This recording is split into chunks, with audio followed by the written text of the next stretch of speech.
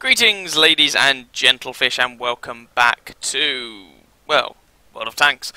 In this video we're going to take a wee look at the Tier 9 French SPG. Now, I'm not doing many SPG reviews these days because honestly you end up saying the same sort of thing time and time again, but I feel that the Tier 9 French entry warrants a video here because it is something a little bit different. So, first things first, of course, what is the history of this thing? Well, I'm going to be honest with you, I wasn't really able to find out much at all above and beyond the description that you get in-game. In the mid-1950s, a heavy self-propelled gun was developed using the M47, the American M47 medium tank, as the basis for it. Featured a 155mm gun in a fully rotating turret. One prototype was built, never saw mass production.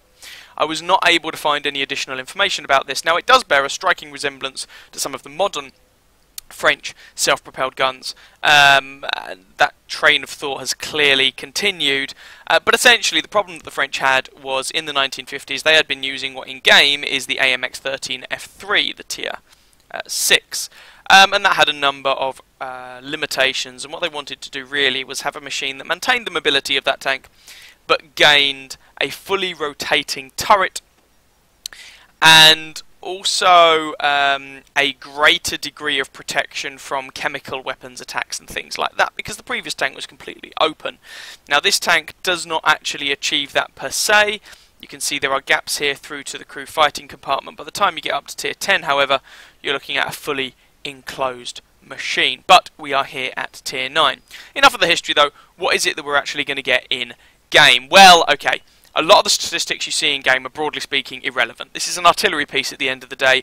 You don't care that it only has 440 hit points. You don't care that the armour is terrible. You're not really interested in that. Now, the view range is going to be awful. It's an artillery piece. Go figure. That doesn't come as a huge surprise. So, let's just disregard all that nonsense and focus on the bits that actually matter. Firstly, what equipment can you take in this thing? Well, you can take a gun rammer. Grand. But strictly speaking, this tank still counts as open-topped because that turret is not fully enclosed. So you can't take vents on this machine. Therefore, you're going to end up taking, I would recommend, an enhanced gun laying drive to go with your gun rammer, and then probably a camo net. You might want to take binos if you wish to be able to do a little bit of spotting in a pinch, but probably a camo net. Consumables, I mean, I've got the 3 standard ones here, not for any particular reason other than they're there. If you wanted to make the most of this tank, you're probably going to use strong coffee or something like that. Or you could use one of the fuel consumables to pimp out its already pretty decent engine. Speaking of which, we've mentioned that the armour and whatnot is irrelevant, so let's look at what stats you see in the garage are relevant. And firstly, it's the mobility. So this thing, when fully upgraded, packs a 630 horsepower engine, giving you a specific power of 18.35 horsepower per ton. So in keeping with the rest of the French SPG line, this thing can relocate very effectively, which is good. Secondly, you're not going to see it in the stats, but this thing does have a fully rotating turret that allows you to reacquire targets fairly easily. This is also good. The other thing that's really worth noting is the gun. Now, if you compare this to other guns on Tier 9 artillery, you'll notice that it's pretty weedy. It's only a 155mm gun, 750 alpha damage, 48 average penetration, stun duration of, well, between 13.5 and 27 seconds. So this is a small gun. The explosion radius is relatively small. The amount of damage you're going to do per shot is relatively small. The stun duration is relatively short. The bits where the gun actually does well are that it is, for an artillery piece, relatively accurate, and it aims relatively quickly with a 4.5 second aim time. Now, something that they don't tell you in the garage, and this is true of pretty much all the French artillery pieces, they have a very flat shell trajectory, which is good news and bad news. So, good news. The shell takes a pretty direct route to its target, meaning that the shell travel time is pretty good. So it makes it relatively easy to aim ahead of targets for leading targets and things like that. Great. The bad news is that because the shell trajectory is so flat, the slightest lump and bump of terrain can be used as shelter for your targets to hide behind. So you have to be very aware of where there are terrain features for you to navigate, so do bear that in mind. Of course, you get two different types of ammunition on this thing. The only difference between the two is that with the premium high explosive ammunition, your burst radius goes from 8 meters to 9. Great, but I'm not really convinced that it warrants the quintupling, pretty much, of the shell price. So that is something for you to bear in mind. Let's have a quick mention about the grind on this thing and what you're going to have to unlock actually. So, the suspension, obviously you're not going to already have unlocked. The top engine is unique to this tank. The top radio is used on a lot of different machines, so there's a pretty good chance you've already got this radio unlocked. In fact, this is actually used on previous artillery pieces, so unless you've really skimped earlier on in the line, then you should have this radio unlocked. And then there's the gun. So what I would recommend is the radio should already be unlocked if you've got any common sense, so fit that straight away. Then you want to focus on the suspension. That does improve your mobility a reasonable amount. I would then get the engine. It's only an extra 30 horsepower, but better is better, and a slightly better chance to get set on fire, i.e. it's slightly less likely. And finally the gun. Now when we're talking about the gun, the gun is 59,000 experience and 225,000 credits. It is expensive, and you have to go through it in order to get to the tier 10, so you'd expect the gun to be good, right? So if you compare the stock gun with the fully upgraded gun, you might be forgiven for wondering why the hell you'd bother. So, okay, what's better about it? Okay, you get a better aim time. Your aim time goes from 5.5 to 4.5 seconds. Okay, better aiming is better. The gun's slightly heavier though, so your power to weight ratio will be worse. Your fully aimed dispersion, your accuracy is the same. Your stun durations are the same. Your alpha damage is the same. Your average penetration is better by 3 whole millimeters, so essentially the same. So far you've got a heavier gun that aims slightly faster, and your rate of fire is actually worse. You go from 2.14 rounds a minute to 2 rounds a minute. Oh my god. This is... Well, I used this gun. I did use it once I had it unlocked. But you could make a case for not using it, taking the slightly lighter gun, so you'll be fractionally more mobile, taking the worse aim time, but the better rate of fire. Essentially, this is a trade-off between rate of fire and aim time, pretty much. The other things, like the weight isn't that different, and the penetration isn't that different. So it's rate of fire versus aim time. Now, I think the aim time being better is probably more important, but it's barely an upgrade, and in fact it's debatable that it's maybe not even an upgrade at all. And it's 59,000 experience and 225,000 credits that you are forced to go through, or you're forced to unlock it anyway to get to the tier 10. So I find that a bit of a slap in the face. It's kind of frustrating, but it is what it is. So, as this is an SPG video, I'm not going to show you things like module locations and armor profile, because frankly there's no point. So I'll just show you some gameplay, and then we will finish with some concluding remarks about this thing. Here we are then.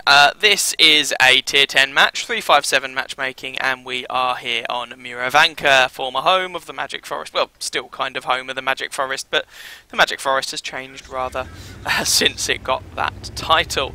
Now, there's no point really showing you multiple games in the bat chat here. I mean, it's an artillery piece. Its performance is pretty irrespective of what tier match it is and what tier targets it's shooting at.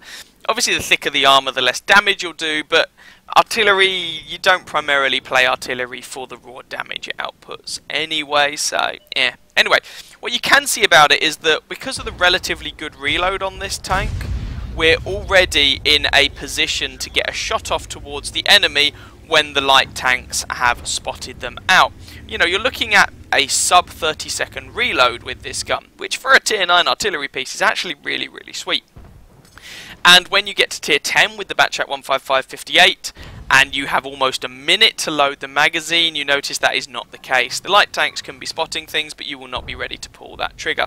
So we've already put some damage in on the Object 416, but there you can see we got a direct hit on the IS-7, but it comes up with a little message saying armour not penetrated. So this gun is weedy enough that you will get times where you do literally 0 damage to people, depending on what's happening. So Skoda T50 has popped up, just waiting for the gun to load, which it has, and pew! There we go. We get a little stunning on that Skoda, relocating between shots here, and cool, we're up to, well, I didn't relocate very far, did I? Well, that was a bit of a rubbish relocation. What are you doing, Chip? Anyway, yeah, so we got a bit of stunning on that Skoda, even if we didn't get a direct hit. Now I'm targeting the Object 705, not because I expect to do a huge amount of damage, I don't, but I do expect to potentially be able to stun him. And oh, 2 targets right next to each other. Oh, I thought Christmas had come early, but never mind. Have a punt at the T44. Again, no actual hit point damage, but we do manage to stun the fella. So as other people are shooting him, we are racking up the assistance damage, which is nice. Friendly team is winning 3-1, by the way. So that's always a good thing. Gun is almost loaded again, so we're just having a look to see what we can do about this Object 705. Again, not expecting to do a huge amount of damage. Did 210, but we do want to be able to stun this guy, as that will make the fight that other people have against him easier, and we can pick up some assistance damage for doing so. Same logic on the IS-7. Oh, never mind, the IS-7 has been taken down, so let's switch back to the Object 705 once more. So our team is pretty effectively cleaning up here. There he is, shot out, 209 damage, and we've stunned him, and he's getting shot up, and there we go. Able to pick up another bunch of assistance damage, so we're up to almost 1400 damage from stunning. Only 611 of our actual damage, but let's not worry too much about that. Switching our attention to the other flank now and having a go at that Conway. The sort of position he's in, he can be a nuisance, so my rationale is the sooner we can remove him from that position, the better. Pew! A little bit late on the trigger, to be honest. 203 damage done to the Conway, though. Isn't too bad. And he's stunned, and we're almost, well, we're halfway through our loading sequence for the gun again. Could have relocated further.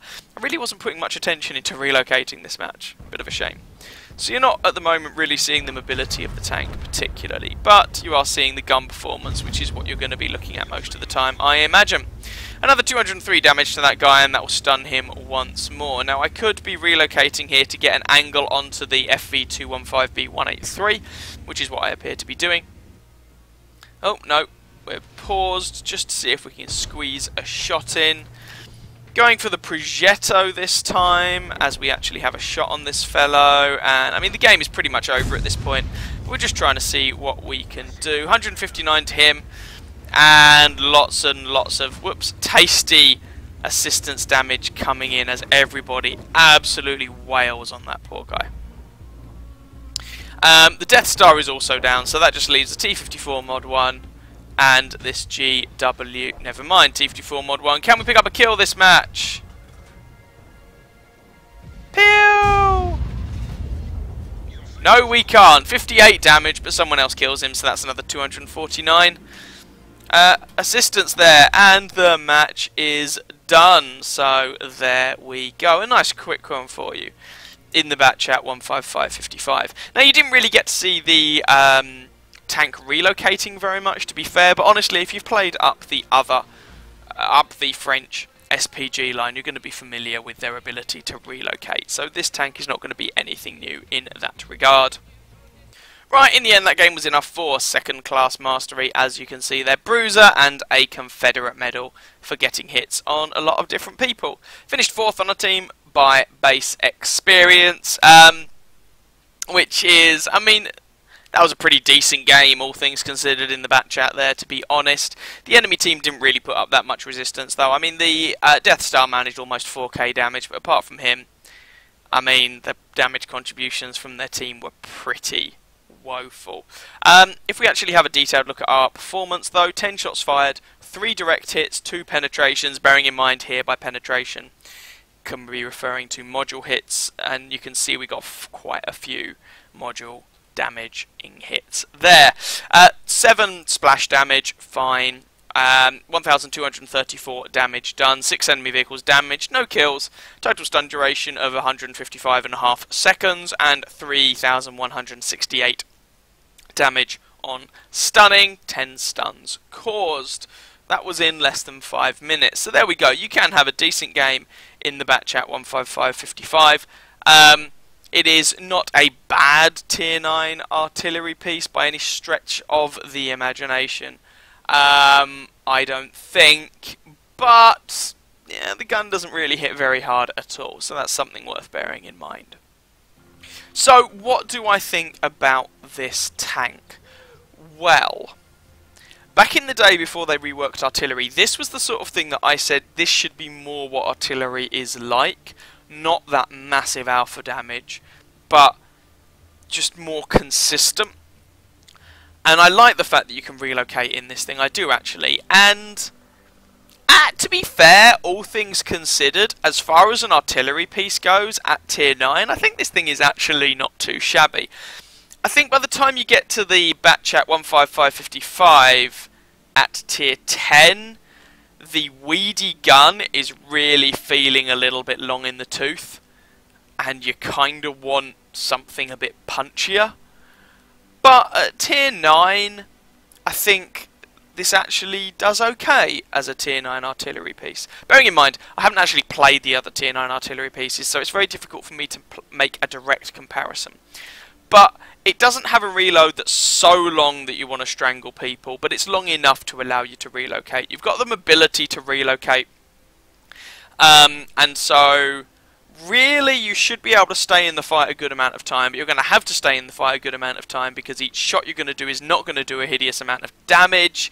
Your explosion radius and stun duration are not fantastic, but as we saw in the replay, you can get a reasonable amount of damage due to stunning anyway, so all things considered, I think this is actually a relatively comfortable artillery piece to play at tier 8. So there's that. And it's probably, to be fair, the sweet spot of the French artillery line. I'm not convinced the tier 10 is actually worth the upgrade over this thing.